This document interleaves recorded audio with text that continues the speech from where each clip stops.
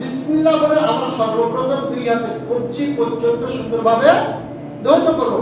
মনে রাখার চেষ্টা করব। অনেকে মাথা কিছু করে আসেন, আবার দিকে লক্ষ্য করেন, আবার দিকে লক্ষ্য করেন। বিসমিল্লাহ বলে দুই হাতে কবজি পর্যন্ত আমরা সুন্দরভাবে ধৌত করব।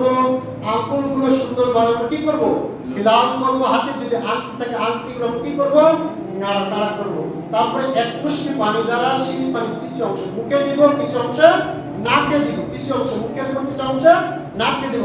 ডান হাত দ্বারা আমরা কি করব? মুখটাকে দাঁতগুলো সুন্দরভাবে পরিষ্কার করব। বাম হাত দ্বারা আমরা নাকের ভিতরে যে ময়লাগুলো আছে নাকগুলো ঝাড়বো, নাকগুলো পরিষ্কার করব। তাহলে আমাদের শেষ। তারপর আমরা কি করব? সমস্ত মুখমণ্ডল আমরা এইভাবে ধৌত করব। সমস্ত মুখমণ্ডল কয়বার? তিনবার সুন্দরভাবে ধৌত করব।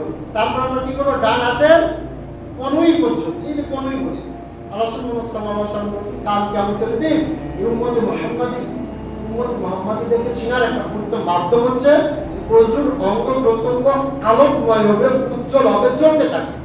যার কারণে রাসূলুল্লাহ সাল্লাল্লাহু আলাইহি ওয়াসাল্লাম বলেছেন কেউ যদি আলো বাড়াতে চায় তাহলে একটু বেশি পর্যন্ত ধরতে পারবে। আলো বাড়াতে চাচ্ছে তাহলে এটা হচ্ছে কনুই নয়, আমরা একটু বেশি পর্যন্ত ধৌত করতে পারবো। ডান হাতে কনুই পর্যন্ত তিনবার, বাম হাতে কনুই পর্যন্ত তিনবার। তারপরে কি আপনি বলেন? মনোযোগ নাই। এই জন্য বলা মনোযোগ নাই। ওযু শিখানো হচ্ছে কিন্তু আপনার মনোযোগ নাই, অন্যদিকে মনোযোগ। অথচ এটা হচ্ছে ফরজ ইবাদত। জুমার দোষ না, এটা কি ফরজ। আপনি দিন শিক্ষা দিচ্ছি, এটা টাকাতে শিখতে পারবেন না। এই ইচ্ছা কাহিনী বলবে এত সহজ। তাহলে আমরা মাথা মাসে করব। কি করব? মাথা মাসে। এটা হচ্ছে ফরজ। এখানে যদি ভুল যায় অজুহাত।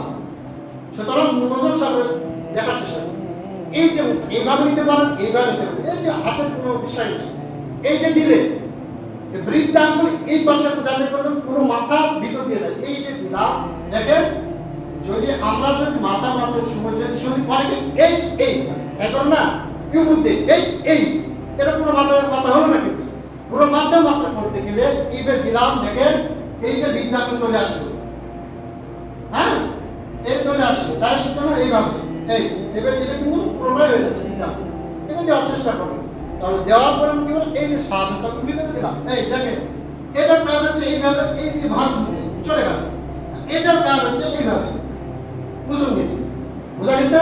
সাধারণ আঙ্গুলের মাধ্যমে কানের ভিতরের অংশ আর বৃদ্ধ আঙ্গুল দিয়ে কানের বাইরের অংশ সুন্দরভাবে আমরা মাসে করব। মাথা মাসা শেষ কি কাজ? তারপর পর্যন্ত সুন্দরভাবে ধৌত করব। এই আঙ্গুল দ্বারা এই আঙ্গুল যে আঙ্গুল আপনার পায়ের লোকের ফাঁকের ভিতরে ঢুকে এক কথা, সেই আঙ্গুল দ্বারা কি করব? ডান পায়ের নীলক থেকে বৃদ্ধ আঙ্গুলকে সুন্দরভাবে কি করব? এইভাবে খিলাল করব। আর এখান থেকে এইভাবে আমরা সুন্দরভাবে কি করব? খিলাল করব, টাক করব। রাসূলুল্লাহ সাল্লাল্লাহু আলাইহি ওয়াসাল্লাম সালাত আদায় করেন এমন মুহূর্তে এক ব্যক্তি আসবেন কিন্তু তার টাকনুর কিছু অংশ ভিজে না। আপনি সহজ মানিয়েন না। আল্লাহ রাসূলুল্লাহ সাল্লাল্লাহু আলাইহি ওয়াসাল্লাম এই যাও আবার ওযু করে আসো, টাককে পুরো ওযু করে নিন। তাহলে এটা একটু সহজ ব্যাপার মনে হচ্ছে? আমাদের অনেকে পারাপারি করি, ওযুতে যত পারাপারি ওযু, আর যত পারাপারি রুকু, আর যত পারাপারি সিজদা। কি জন্য জানেন? তিন জায়গায় পারাপারি কারণ হচ্ছে রাসূলুল্লাহ সাল্লাল্লাহু আলাইহি ওয়াসাল্লাম বলেছেন সালাত তিন ভাগে বিভক্ত। এক ওযু সুরু, ওযু হচ্ছে একবার। ওযু যদি নষ্ট হয় তো সালাত বাকি, সালাত আলাদা করব হবে না। আর ফরজ যদি মাথা মাসের দ্বারা, আর মাথা মাসে যদি ঠিক যদি নাই ওযু কি হবে? তারপর মাথা মাসে অনেকে দেখুন মাথা মাসের সময় আমরা কম ওযু এই অনেকে এইভাবে করছে, ঘাড় মাসে করতেছে, ঘাড় মাসে করা আশ্চর্যই, এটা আমরা মাসে করতে পারবো। অনেকে ঘাড় হয় কিন্তু আমার মাসে করতেছে না, এটা ওযু সই করা যাবে না, ঘাড় মাসে করা যাবে না। তারপর সুন্নাত মুসলমান করতে হবে। রুকু হচ্ছে সালাতের এক ভাগের এক ভাগ। কারো যদি রুকু যদি বাতিল হয়, রুকু যদি ঠিক যদি নয় তার সালাত বাতিল। কারো যদি সিজদা যদি ঠিক যদি নয়, সিজদা যদি আল্লাহর দরবারে গ্রহণযোগ্য যদি নয় তার সালাত বাতিল। ওযু যদি ঠিক নয় সালাত বাতিল, রুকু যদি ঠিক নয় সালাত বাতিল, সিজদা যদি ঠিক নয় সালাত বাতিল। অথচ তিনটার ক্ষেত্রেই কিন্তু আমাদের পারবো। তিনটার ক্ষেত্রে ধীরস্থির সহিত এই পরিচালনা তৌফিক দান করুন। সকলকে আল্লাহ